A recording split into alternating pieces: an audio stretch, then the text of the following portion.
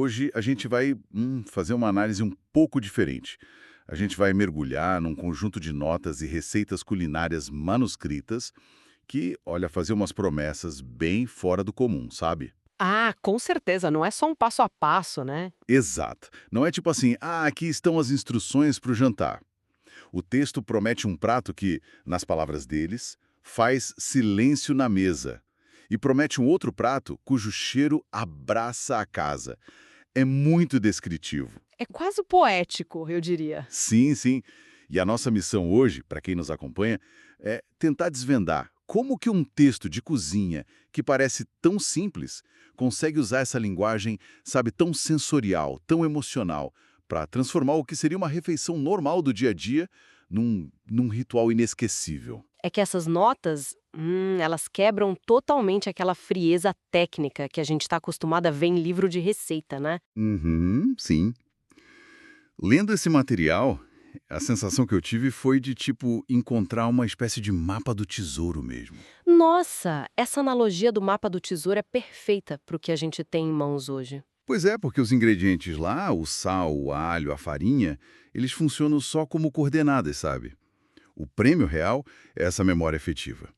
É o que o autor chama de pratos para virar tradição. E é fascinante porque quando a gente lê uma receita padrão, a gente espera aquele tom de manual de instrução de montar móvel, né? Tipo, misture o item A no item B, asse a 200 graus e pronto. É um resultado padronizado, frio. Exatamente.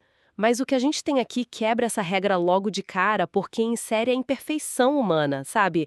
Insere a emoção no meio do processo que seria só técnico. Sim. E a primeira parada desse mapa do tesouro aí, a primeira receita anotada é um clássico absoluto. O bife à milanesa. Ah, o clássico infalível. Isso. O texto descreve como crocante por fora e macio por dentro. Mas assim, o que me chamou muita atenção não foi a lista de ingredientes, porque é super normal. É bife, sal, alho, pimenta, óleo para fritar e um pouco de leite. Uhum. O leite. Mas a gente já volta no leite. O que me chocou foi a afirmação de que esse prato comanda o tal do silêncio na mesa. E antes da gente entrar no mecanismo do porquê desse silêncio acontecer, é muito legal notar como essa receita foi passada para o papel. Ah, sim, a forma como está escrito? É, porque o documento captura uma tradição oral sendo transcrita, tipo, quase em tempo real, sem nenhum filtro. Tem um trecho maravilhoso, acho que na parte do empanamento. Deixa eu lembrar? Ah, sim. O texto diz bem assim, olha. Passe no ovo batido e depois na farinha de trigo. Ou, desculpa, na farinha de trigo não, na farinha de rosca. Nossa, isso é incrível! Quem anotou decidiu manter a correção ali no susto.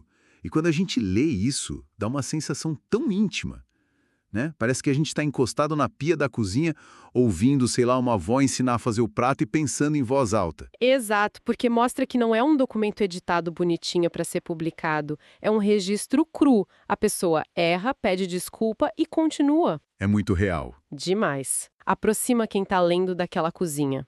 Mas voltando para a questão do silêncio na mesa que você falou. Isso, eu queria muito entender isso. É uma premissa meio ousada, né? Porque, tipo, o que faz um prato de terça-feira à noite ter o poder de calar todo mundo que está comendo? Olha, se a gente olhar para a física e para a biologia por trás disso, a gente descobre que esse silêncio não é respeito, não é uma reverência mística, não, é uma resposta fisiológica, sabe? Involuntária. É um sequestro sensorial coordenado. E a receita não esconde o jogo, ela mostra o processo mecânico e químico para chegar nisso. A instrução de bater o bife, por exemplo. Uhum. A primeira instrução.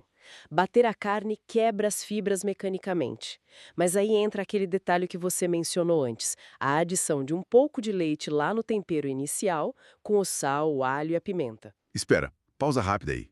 O leite não é usado só para misturar com o ovo na hora de empanar? Só para render mais? Porque muita gente faz isso para economizar. Pois é, mas não. Então, ele vai no tempero da carne crua mesmo? Vai na carne crua. A instrução é bem clara e, quimicamente falando, isso muda totalmente a estrutura da proteína, sabe? O leite tem ácido láctico e tem cálcio. Tá. E o que o cálcio faz na carne? Suave que, digamos, um vinagre ou suco de limão. Ah, porque o limão cozinha a carne, né? Exatamente. Um ácido forte, tipo limão, desnatura a proteína muito rápido. Aí a superfície fica com aquela textura farinhenta antes mesmo de ir pro fogo. O leite não. O leite preserva a estrutura por fora e amacia profundamente por dentro. Caramba. Tá, eu entendo essa parte do amaciamento duplo, sabe? O físico de bater e o químico do leite. Mas só ser macio não justifica o silêncio. Um purê de batata é macio e ninguém para de falar para comer purê, né? Com certeza, e aí que entra o truque principal. O elemento-chave é o contraste. Contraste acústico e tátil. E é por isso que aquela correção da farinha de rosca é tão importante. Ah, porque se fosse farinha de trigo? Isso, a farinha de trigo ia criar uma camada meio lisa, maçuda em volta do bife. A farinha de rosca é feita de pão seco moído, então ela tem uma geometria irregular, ela é super porosa. E quando cai no óleo quente? Nossa, ela desidrata instantaneamente. Então você tem uma carapaça rígida e muito crocante por fora e um interior que está quase derretendo por causa do leite. O contraste extremo, então. Exato. E o silêncio de fato acontece porque o nosso corpo processa o som da crocância de um jeito muito peculiar. Quando a crosta se estilhaça na mordida, o som não vai só pelo ar. Ele viaja pelos ossos da mandíbula direto para o ouvido interno. Condução óssea. Isso, condução óssea. E esse som interno é ensurdecedor para quem tá mastigando, sabe? É muito alto. E ao mesmo tempo, o cérebro tá recebendo aquela textura macia do interior. É um bombardeio de informação para o cérebro. Total, é tanta informação sensorial, o som absurdo da própria mastigação, mais o prazer tátil, que o cérebro precisa focar. E aí a função da fala é temporariamente inibida. A largura de banda mental, digamos assim, vai toda pro ato de comer. Faz todo sentido, cara. O som da conversa na mesa é substituído pelo som dentro da própria cabeça. A atenção vai toda para dentro. É tipo uma engenharia feita para dominar a pessoa. É brilhante, né? Muito. Mas aí, avançando para a segunda receita das notas, o objetivo já muda completamente. Se a milanesa domina quem está comendo, a carne de panela com batatas quer dominar a casa inteira. Ah, famosa receita com cheiro que abraça a casa. Justamente. O texto fala que transforma qualquer refeição em um momento aconchegante e os ingredientes não têm nenhum segredo, viu? Carne em cubos, batata, cebola, alho, tomate, água, cheiro verde e sal. É o básico bem feito. É, só que o modo de preparo é rígido demais com a ordem. Lendo aquilo, me veio uma analogia com construção de casa, sabe? Como assim, construção? É que, para erguer uma casa forte, você não pode simplesmente jogar o cimento, o tijolo e a telha tudo misturado num buraco, né? Você precisa de uma fundação sólida. E a instrução de selar a carne até dourar é essa fundação. Ah, perfeito. Aí depois entram as paredes, que seriam os aromáticos, né? A cebola, o alho, o tomate. E no final, o telhado, para reter o calor, que é a água quente cobrindo tudo, e as batatas. Olha, essa analogia da construção civil funciona perfeitamente com a química dessa panela, viu? Porque a ordem dita o resultado tanto quanto o ingrediente. E o passo mais crítico dessa fundação que você citou é justamente selar a carne antes de qualquer coisa. Tá, mas tira uma dúvida minha. Assumindo aqui o papel de advogado do diabo. Manda. O objetivo não é ser um prato de caldo, um ensopado. A carne não vai ficar boiando na água no final das contas. Vai sim. Então por que não só jogar a carne crua, a cebola, a água, tudo de uma vez na panela de pressão? Ligar o fogo e esquecer lá. Seria infinitamente mais rápido. Seria muito mais rápido, sem dúvida, mas ia arruinar completamente a profundidade de sabor do prato. E o aroma também. Arruinar? Sim, porque pensa bem, a cebola e o tomate são quase pura água. Se eles entram na panela junto com a carne crua, eles começam a soltar muito líquido na mesma hora. Ah, e a panela esfria. Exato. A temperatura do fundo da panela, que precisava estar lá no alto para fritar a carne, cai para casa dos 100 graus Celsius, que é o ponto onde a água ferve. Ou seja, em vez de fritar, a carne vai cozinhar no próprio vapor desde o começo. Cozinha no vapor. E carne que cozinha no vapor fica com uma cor cinza, meio triste, sabe? O sabor fica totalmente plano. Quando a receita obriga você a selar a carne até dourar em ambiente seco e quente, ela está garantindo a reação de Maillard. Aquela reação da crostinha, né? Uhum. A reação de Maillard é uma reação química super complexa entre aminoácidos e açúcares que só acontece assim em alta temperatura e sem água. É ela que cria centenas de novos compostos de sabor e aroma que a gente ama. Só depois dessa fundação pronta é que a água da cebola e do tomate pode entrar. E isso me leva para outro detalhe bem específico. A nota diz: cubra com água quente. Por que a água tem que estar quente? A panela já está lá, fervendo tudo. Se eu pegar água fria da torneira, não dá no mesmo depois que ferver de novo. Não dá, por causa do choque térmico. Imagina que a carne estava lá fritando, as fibras relaxaram e soltaram os sucos. Aí entra uma enxurrada de água gelada. A temperatura despenca de novo. Despenca. E a fibra da carne reage a esse choque se contraindo de uma forma bem violenta. Ela expulsa a umidade e fica dura. A água quente mantém a inércia térmica, né? Tudo continua cozinhando de forma gentil e tem uma função mecânica aí também. A deglaçagem, Exatamente. que é raspar aquele fundo maravilhoso da panela. Isso. A água quente solta os compostos caramelizados ali do fundo e dissolve tudo no caldo. É aí, nesse momento, que a água encontra os óleos essenciais e o fundo da panela que o tal do abraço começa. Mas como que um cheiro consegue dar uma sensação de abraço real nas pessoas assim, antes mesmo da comida estar no prato? É neurologia pura, sabe? Quando a água ferve, o vapor vira um veículo. Ele pega as moléculas voláteis de sabor e carrega para fora da panela para os outros cômodos da casa. E quando essas partículas entram no nariz de quem está por perto, Vão direto pro cérebro. Direto para o bulbo olfativo. E o bulbo olfativo tem conexão direta com a amígdala e com o hipocampo. O sistema límbico, né? Que cuida da memória e emoção. Uhum. Nenhum outro sentido faz isso. Visão, audição, tato, tudo passa por um filtro antes de chegar na emoção. O olfato não, é passe livre.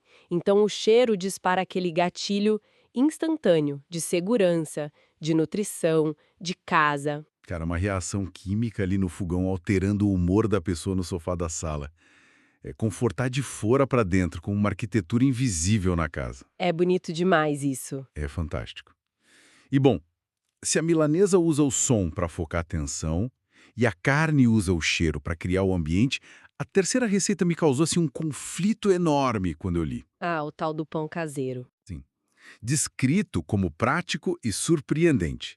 Meu conflito é porque fazer pão é uma das coisas mais antigas e táteis que existem. Sovar a massa, sentir a textura com a mão, esperar horas para fermentar. Uma tradição bem lenta, né?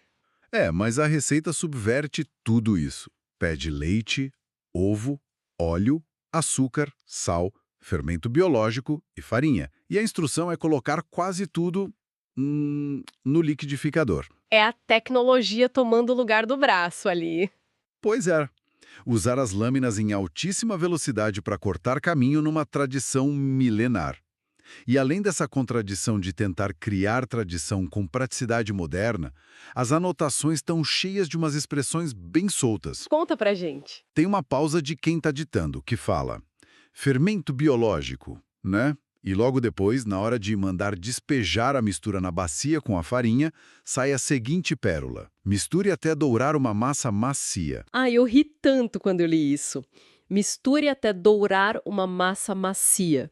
Isso é um lapso cognitivo maravilhoso, sabia? É porque a massa não dora na bacia, né? Exato. Dourar é a última etapa, no forno. O que aconteceu aí foi que o cérebro da pessoa ditando a receita acelerou. Ela já estava lá no pão pronto, cheiroso, saindo do forno, e a palavra invadiu a explicação de sovar. É a tradição oral nua e crua. O pensamento tropeçando na fala. Nossa, sim. E falando nisso, a ironia dessa mistura de tecnologia e tradição fica muito mais bizarra no fim das anotações. Por causa da fonte, né? Sim, o papel diz que as receitas vieram de um site que a pessoa anotou como culinária com AU. E a instrução final é de disponibilizar em formato PDF para imprimir e colar num caderno de receitas. A longa viagem do conhecimento, né? É uma viagem muito maluca. Sai da cabeça de alguém, vira um site digital na internet, vira um PDF, e o objetivo não é deixar no digital.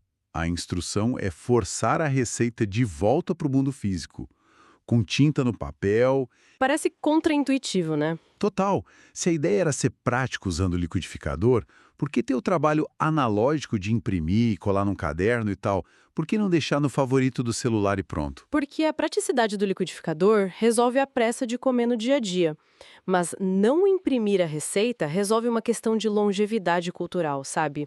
Imprimir mostra que eles sabem que a memória digital é muito frágil. Ela é efêmera. Efêmera. Mas a nuvem, tipo, não dizem que tudo que está na internet fica para sempre? Fica, mas fica de um jeito vulnerável. Link quebra, formato muda, servidor fecha e o pior, a forma como a nossa cabeça se relaciona com um link salvo é diferente de como a gente se relaciona com um caderno na gaveta. Ah, com o favorito no navegador não envelhece com você. Isso, não tem textura, não suja de farinha. O ato de imprimir o PDF, usar cola, pregar no caderno, isso é um ritual de curadoria. O que era só uma dica aleatória da internet vira patrimônio da família. Vira um cofre que não precisa de senha. E sabe de uma coisa? O próprio pão é a metáfora perfeita para o que o caderno físico faz. Como assim? Pelo crescimento. Pelo fermento biológico, é? Ele não é um pó químico morto. O fermento biológico é um ser vivo.